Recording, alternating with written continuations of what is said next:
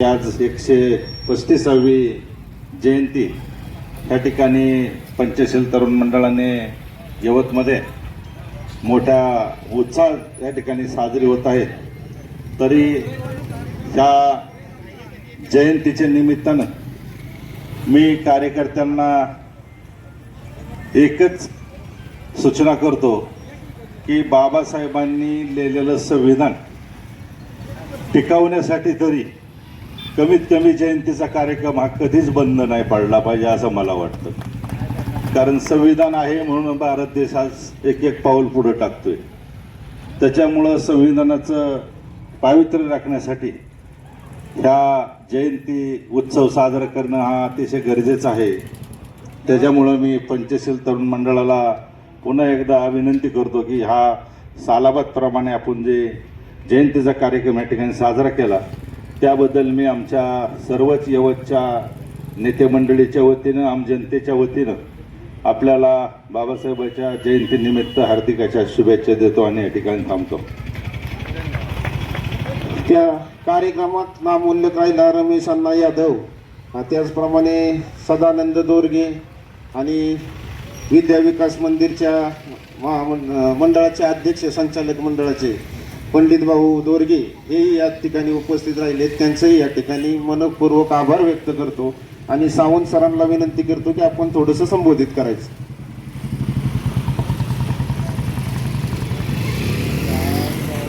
आज आपल्या यवतमध्ये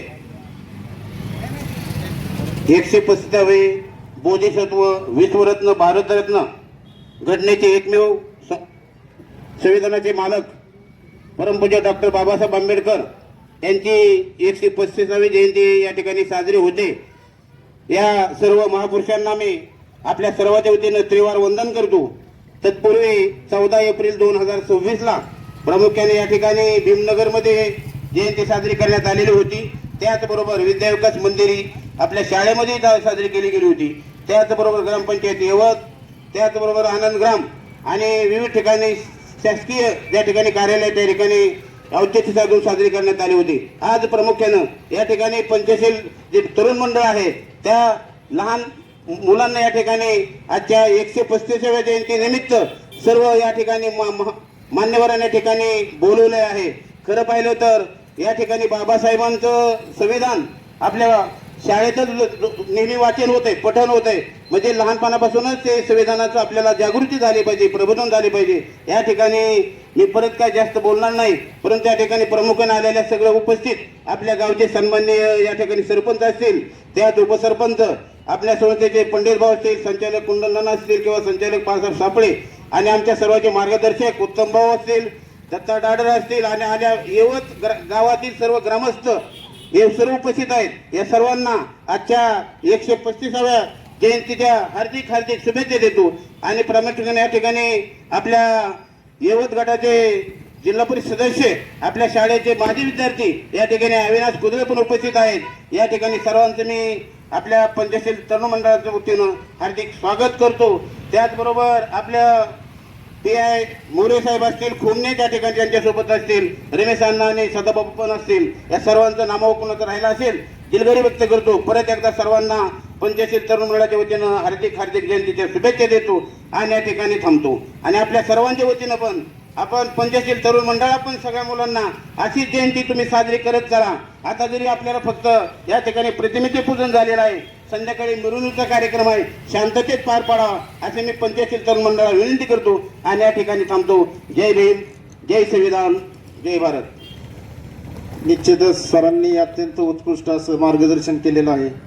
महामानव डॉक्टर बाबासाहेब आंबेडकरांनी 2 वर्ष 16 महिने आणि 18 दिवस अहोरात्र कष्ट घेऊन या संविधानाची निर्मिती केली। आणि सर बरोबरच आहे, सामाजिक समता आणि आर्थिक सुबत्ता ही प्रत्येक घटकाला यावी म्हणून बाबासाहेब आंबेडकरांनी संविधानाची निर्मिती केलेली आहे। आणि हे भारतीय संविधान हा जागतिक दर्जाचा ग्रंथ असून या संविधानाचे आपणा सर्वांस मी मान्यवरांना व सर्व उपस्थितांना शुभेच्छा देतो आणि थांबतो। यानंतर येवत पोलीस स्टेशनचे एपीआय अक्षयजी मोरे साहेब यांना विनंती करतो की आपण या ठिकाणी आपलं मोलाचं मार्गदर्शन करायचं.